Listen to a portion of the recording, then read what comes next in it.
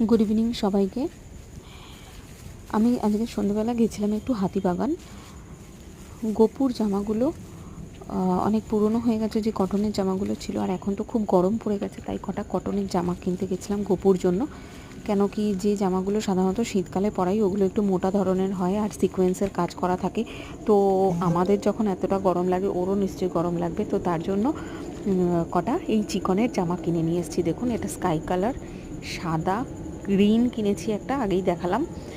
আর দেখুন সাদাটা কি ভালো লাগছে দেখতে, পুরো চিকনের কাজ করা, কটন, পাতলা, ওর মানে পরলে খুব আরাম হবে।